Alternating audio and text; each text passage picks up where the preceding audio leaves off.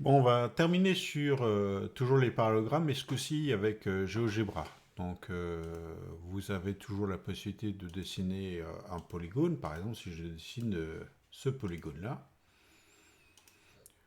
ce n'est pas un parallélogramme, c'est plutôt ce qu'on va appeler un quadrilatère, c'est-à-dire que je vais dire que c'est un quadrilatère. Donc, tout ce qui est le plus standard.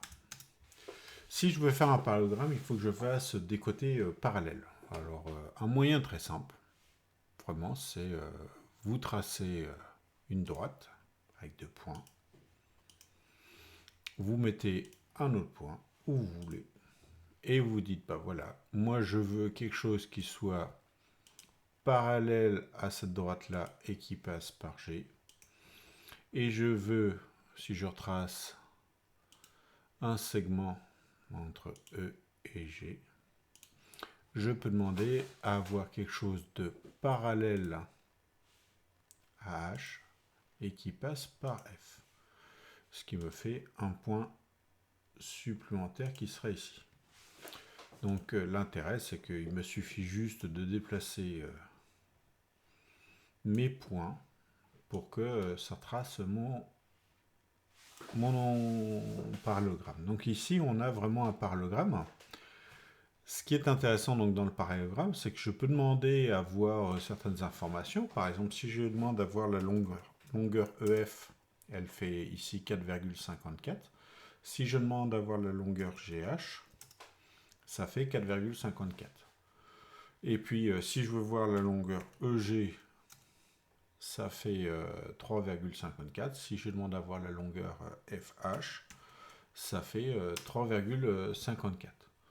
Donc, ça me permet de mettre quelques informations sur les longueurs qui sont égales. Donc, on a vu que c'était parallèle, que c'était égal. Je peux demander à voir aussi tous les angles, c'est-à-dire l'angle qu'il y a. Alors, je vais dessiner le parallélogramme qu'il y a entre E, F, H, G, I. Je vais même en profiter pour changer sa couleur.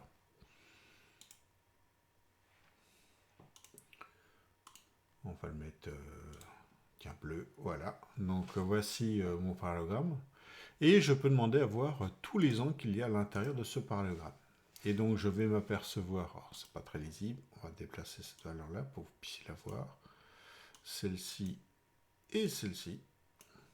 Et donc vous apercevez que l'angle E et l'angle H sont identiques, ce sont des angles opposés. L'angle ici F et l'angle G, ce sont les mêmes.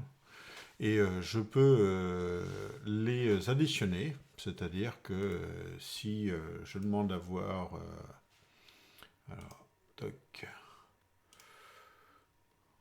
l'angle intérieur alpha, alors est-ce que je les ai? Non, je vais supprimer ça.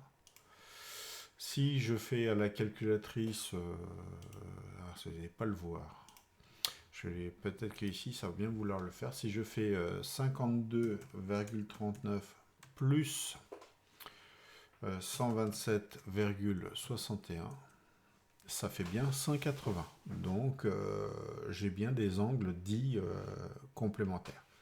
Donc on a là toutes les propriétés au niveau du parallélogramme.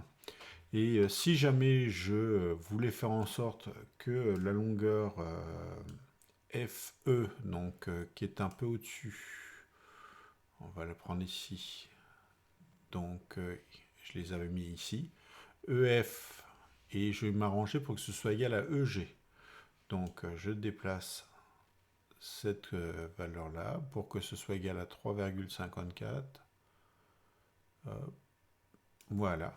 Et vous apercevez que c'est tout l'ensemble qui est égal à 3,54. Là, on est typiquement dans le cas d'un losange.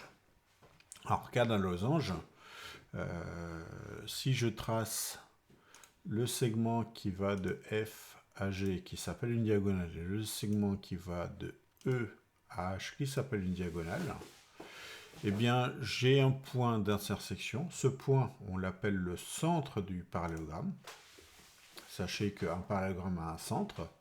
Ça veut dire que cette partie qui est à gauche a pour image, par rapport à la symétrie centrale O, la partie, le triangle à droite. Vous avez des symétries, F est l'image G, E est l'image H, et vice-versa.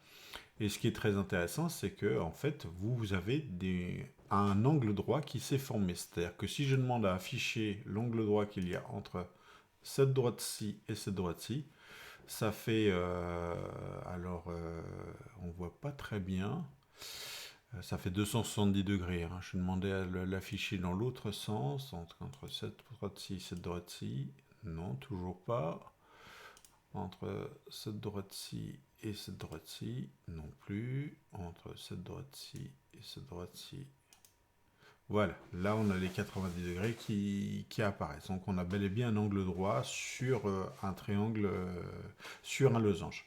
Après, vous pouvez déplacer les éléments pour pouvoir tracer un rectangle, pour pouvoir tracer un carré.